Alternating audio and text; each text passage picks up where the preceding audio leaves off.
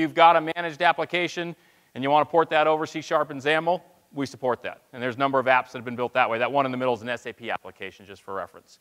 If you're building native code in C++ or DirectX, you're building a game like Pinball, or in the middle one, which is Office, or the one on the right, Dynamics, we support that as well. So trying to enable people to come from whatever angle they come from in terms of developing client apps, we want to make sure we do a good job supporting it. Now, there's more work to do. The API set's not, as rich as everybody would like for everything, but we've come a long way, and there's a lot people are doing with it today. So that's one side. The second thing, in terms of developing for Windows Phone and Windows 8, there's a number of things we've done, and starting with making that core the same. So while you're never going to write an app that's completely the same between the phone and the PC, you think sort of landscape mode or portrait mode for the app and what you do on a 4-inch screen versus a 10-inch screen, by definition, it's not going to be exactly the same.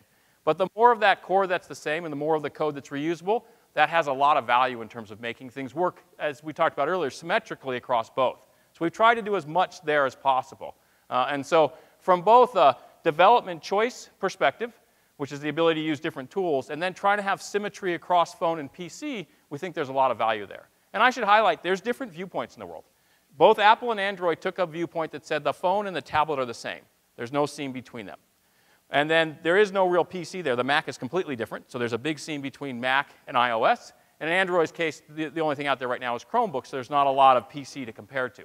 In our case, we took tablets and PCs and said they're exactly the same. There's no seam. And then there's a seam with the phone. But the difference is we got to that core being the same, so about 60% commonality. So we sort of have the cleanest run across all three of anyone. No one's perfect here today. But we've tried the hardest, I think, to try and get to that symmetry. We picked some different design points intentionally, because we sort of think bigger screens tend to align more than smaller screens. And you could say, hey, we agree with you or don't agree with you, or that's a consumption device versus et cetera. But it was a conscious choice. And so one of the things we've worked on then from there is trying to get that seam or get that commonality to be as close as possible across them. And it's not perfect, right? And for logical reasons, it will never be exactly the same. But those are two areas that we started from. So from there, what I was going to do is I was going to invite John Shuchuk up here in a second to join me and do a couple of quick demos in terms of building client-side apps. Just as a highlight, John just joined the group, and John is also a 19-year Microsoft veteran, but he comes out of the dev side. He's one of our technical fellows, which is essentially one of the, I don't know, there's 20 of them or so in the company. And so we're quite honored to have John joining DPE, because we want to sort of do as good a job as we can in working with you, and then working back within the company on behalf of developers outside. So we're collectively, I think, trying to change the game a little bit within DPE and try and give you as much help and sort of skills as possible coming from our side, me on the overhead side and John on actually doing the real work. So I wanted to welcome John. This is his first keynote in DPE, so welcome him up, and I'll have him take over for a minute here. Thanks, Goose. Can you hear me okay? Get this out of your way. Cool.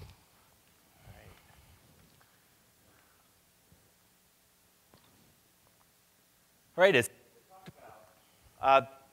with Windows, a lot of work into making sure that skills that we've developed over many years are able to be used in whatever kind of format, whether it be in the cloud, whether it be on devices. Here we go.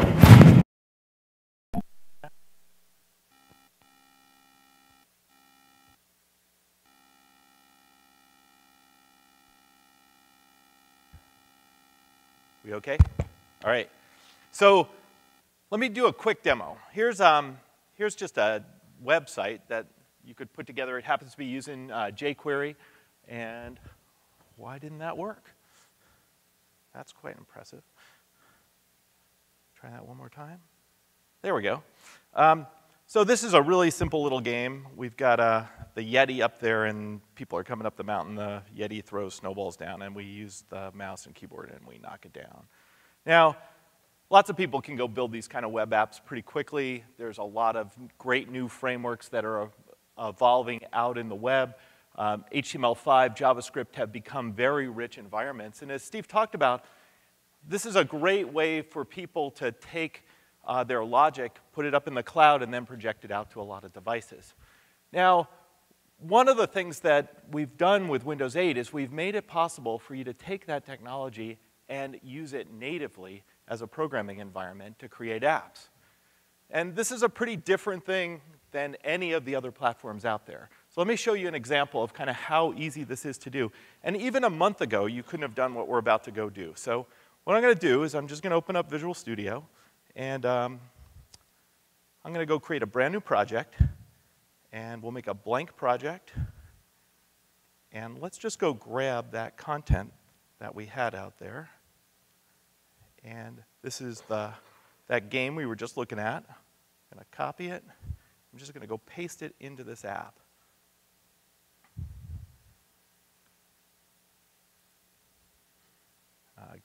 Give it a second to go through there. Apply to all the items, yes. And I got one more quick thing I want to do. I'm going to go change the start page from default.htm to the game start page. And we are now ready to go. That is our first Windows 8 app. So I hit F5, and there is our app. That's a pretty incredible thing if you think about it. We're using HTML5 and JavaScript as a native environment to go produce apps on Windows. Now, the reason you couldn't have done this even a month ago is just this week, we announced that we were working with jQuery to produce updated versions of the jQuery libraries so that they can operate in this environment with touch. So one of the things that we can do here, let's try again. Notice that I'm able to start this and use, you can probably see my fingers on the screen, drop the snowball and drive it around. So there you go. That's our first app. Take the web, pop it into there, and we've got this thing up and running on Windows 8, which I think is kind of a cool thing. Now, let me switch back here over to our development environment and talk about this thing called WinJS. How many people have heard of WinJS? Little smattering of hands. So what WinJS is some extensions we've provided inside of JavaScript so that you can take advantage of additional capabilities inside of Windows 8. So we just put together an app. Wouldn't it be cool if this app had additional capabilities? For example, maybe we could hook it up to the charms. Maybe we'll do some more interesting things. So let me show you one quick example of doing that. What I'm going to do is I'm going to open up the main game page. And I've got just a little snippet of JavaScript here I'm going to paste in. And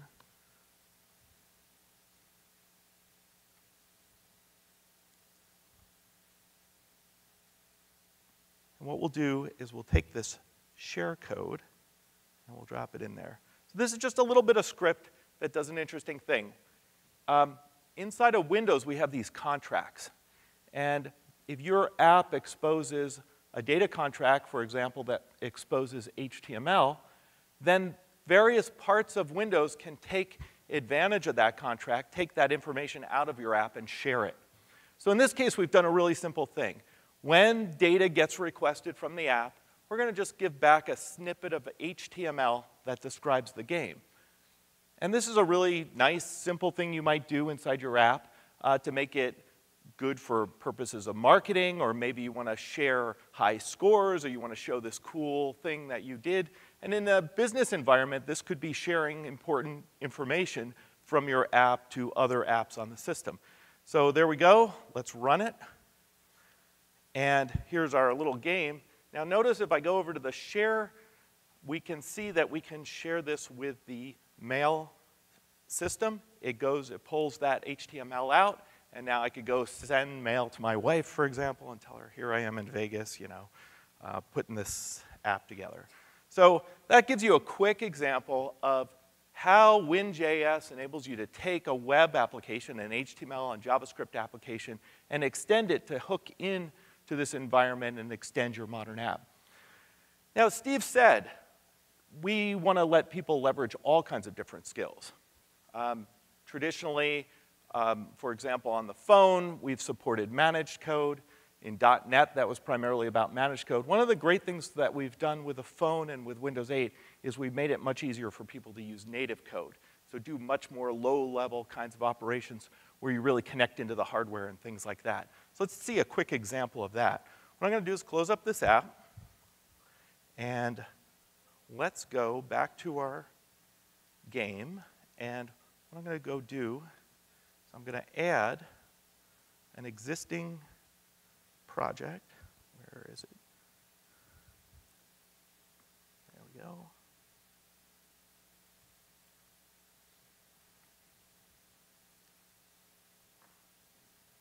What I've got here is a game controller. So I'm going to hook up to an Xbox game controller. And in C, we've written a quick sample that's going to read values out of the hardware and make it available as an object called a game controller. Now, that's a pretty neat thing to be able to do. Here's native C code being used inside this application. So now if I want to use it inside my game, I need to go add a quick reference to that. So let's add a reference to the game controller. And now we need to do one last thing, which is to the game itself. Just below the script I had added to let it work with Win.js. Here's what I'm going to do. I'm going to take this little line of code. I'll show you what this does in just a sec. What it does is it goes out to the game controller, picks it up, and it reads the state out, and then it sends it over to the game engine, saying where things are. So now if we hit F5 on this, and I happen to have my handy Xbox controller with me, let's give that a shot. So here we go. I hit, and I'm now using the controller, which I'm not doing very well here. There we go. Get those little guys. So, quick example. Started with a web page, standard web technologies. Anybody could be using it. We created a Windows 8 app. Then we extended that Windows 8 app with the new capabilities found in Windows 8 around contracts. And then we brought in this new code, this C code, started to talk to the hardware, then hooked that up into the game engine, and we really can start to put together a pretty interesting set of capabilities. Make sense? All right. So that's one way you could go put together an app, but like we said, there's lots of options for how you can put together an app. This happens to be using the web as your UI. So it's using standard web layout technologies. Let's take a slightly different approach. And as Steve talked about, one of the things we've got is the ability, yes, we'll stop debugging. What I've got here is a project where we've taken the DX layer. This is the most high performance way that you can get directly to the frame buffers. This is often used in AutoCAD style programs or in the most high-end games. And Visual Studio has been enhanced to support this. What I've done here is we've created a quick app where we have all the code common between our various different devices. Notice that Visual Studio's been extended with some cool new 3D capabilities, all touch enabled, so I can just use touch to spin this thing around or move it, rotate, add objects into it. But here's the cool thing, which is if I were to go run this app, and just in the interest of time, let me just flip over and start it from the screen. Here's that app. It's got touch interactions. It changes the colors. I can tap on it. And there is a different approach to building your app. Directed against the frame, using C, very high performance, no web technologies in there at all. But here's the interesting thing. If I flip over here, that's that same app now running on the phone. And the reason that we're able to do that is that's that same core technology that's running across all these platforms. So as you develop your application, you can take advantage of what's going on in the cloud. You can take advantage of modern web technologies. You can take advantage of the traditional approach that we've had for many of our development environments with .NET, and those all become available to you. Just kind of fun to do. This is where we're kind of going directly against DX at a pretty low level. Now, the way most people go and put technologies together, like games, they tend to use frameworks. So just like on the web, jQuery ends up being a very important framework, and we've been working with the community to make sure that framework works well across all our devices. We've also been working in the area of gaming libraries. So here's an interesting game. It's a quick, let me just pop this over here so you can see it.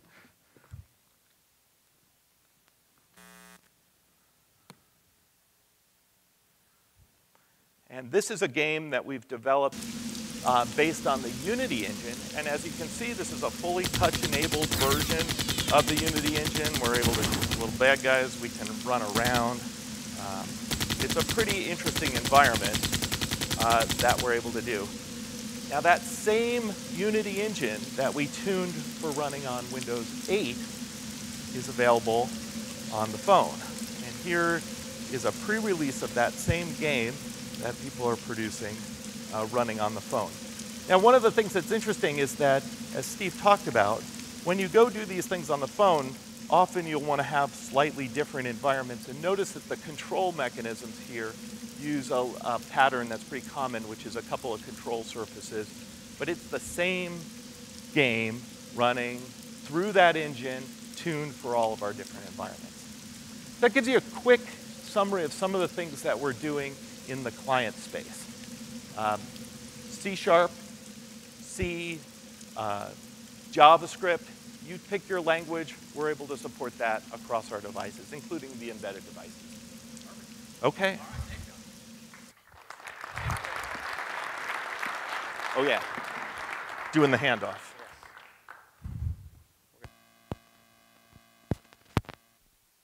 Have you come back and help on the server side in a second. Let me switch us back. That was John.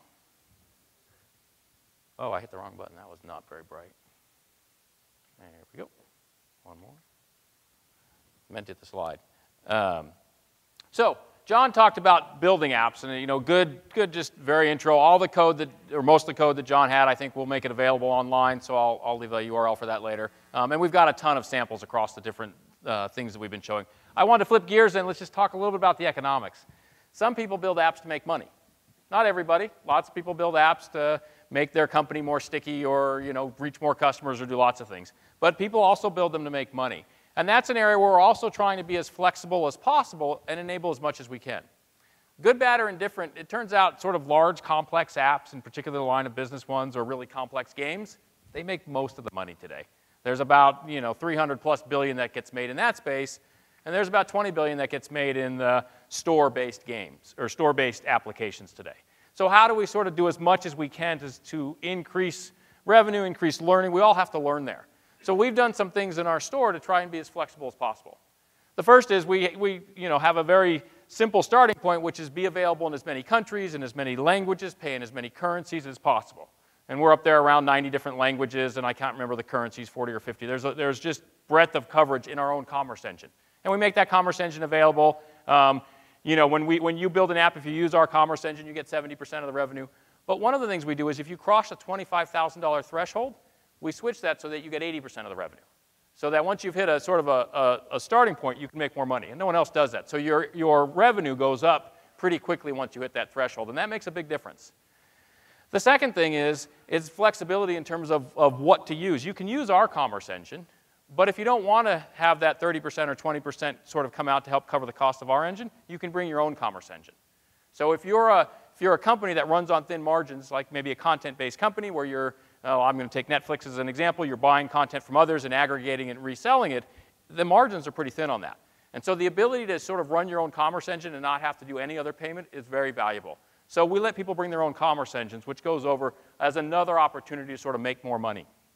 The other area with that then is ads. People are still trying to figure out how to do in-app advertising. There's a ton of learning to do there. There's a lot of work we have to do in terms of having that be counted and tracked and sort of accounted for in the same way as web pages today, and we're not there yet. But one of the things we do is we allow you to bring your own ad engine. You can use ours or you can use your own. So one of the things we've tried to do is give that flexibility back to developers to sort of pick the way you play. And we do that as broadly as we can. We're doing more and more of that. We're also trying to do the learning from both PC and phone back and forth. And so there's a bunch of work going on to work on the economics around apps that are built in stores. The truth of the matter today is if I talk to most sort of large consumer web-based apps/sites, they understand how to monetize the websites better today based on ad funding, right, than they do how to monetize the apps inside of stores today.